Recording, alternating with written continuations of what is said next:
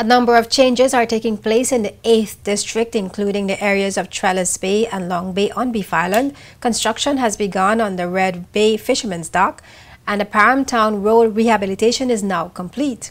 The enhancement of Trellis Bay, a growing commercial area, is essential, according to District 8 Representative Marlon Penn.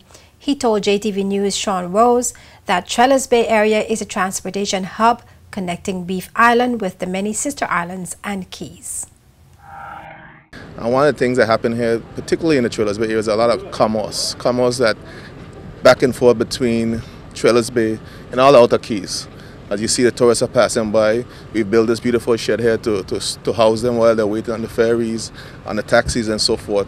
So we thought it was important for that type of development for this area. We had there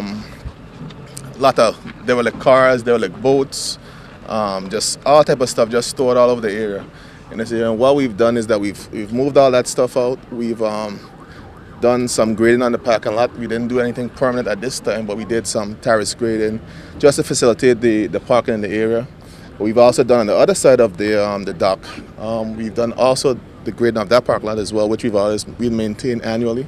Every 6 months we do a resurfacing of those parking lots so that we have sufficient parking for the commerce that's happening, because this island serves as a feeder for Nick Island, for Scrub Island, for the Greater Virgin Gorda, all those outer islands, Guana Island. The tourists come through this area, and we also have a regular ferry schedule that Speedy just started about 2 years ago, which is done very well to service the tourists and the local population that moves back and forth from Virgin Gorda. Maintaining a clean environment in Trellis Bay continues to be a challenge, with designated parking and the constant dumping of garbage, bulky waste, and waste oil.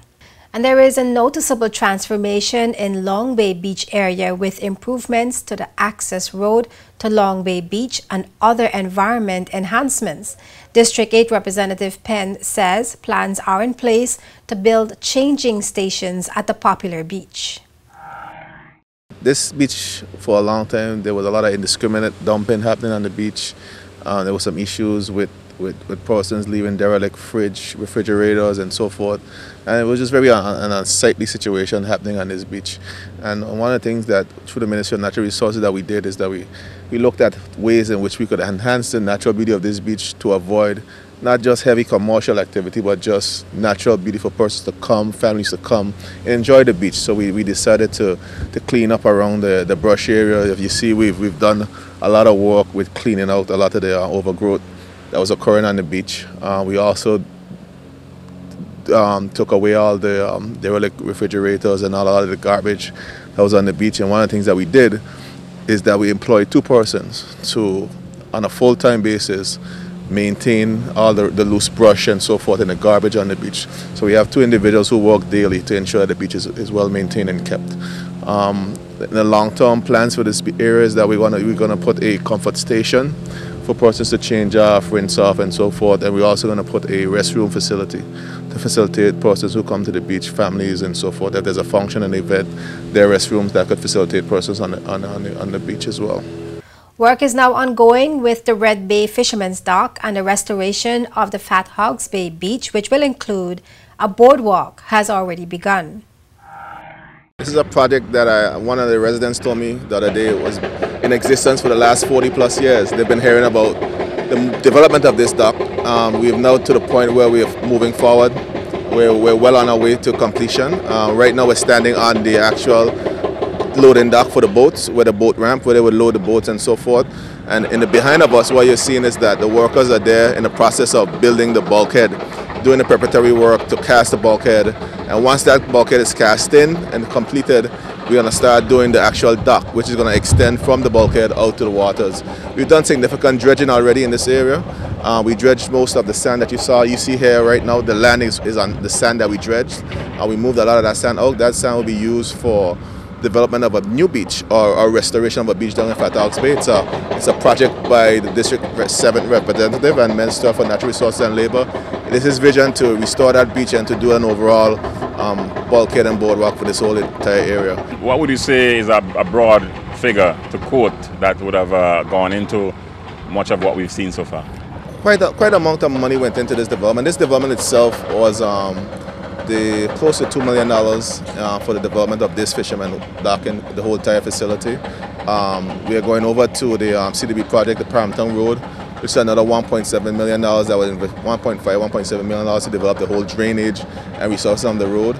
I don't have the real numbers yet for the main road resurfacing and the sewage pipe, but there was $1 million project that was let to do the laying of the sewer pipes for the main road.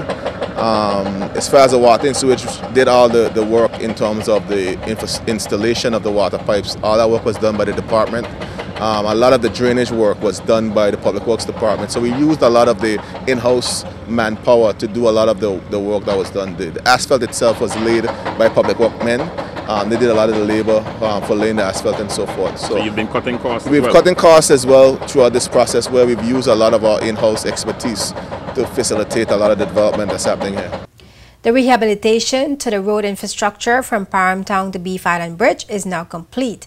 The project, funded by the Caribbean Development Bank, began in September 2014. The works included the installation of proper drainage and some sidewalks. Sewage problems in the area have also been rectified. District 8 Representative Marlon Penn said he is pleased with the achievements and the quality of work. One of the things that we did with this development was we ensured that we had proper drainage. That's one of the things that the Minister of Works were very adamant about, that we put the necessary drainage infrastructure in place to ensure that the road was completed correctly. We now have proper drainage. We are instituted sidewalks. We now have the slipper drains on the edge, so to ensure that the water runs off of the road so it doesn't erode the road surface. We also improved the water infrastructure. So we ran totally new water pipes from Beef Island straight into Paramtown, into the Paramtown Road. All that stuff was done just to improve the overall life of this road, so they wouldn't have to come back within months to dig it up again, to fix a pipe and so forth. We also work closely with the electrical department, electricity department, cable and wireless, and all the other utility companies to ensure that they did all the necessary changes that they had to make before we went ahead and put the overlay down.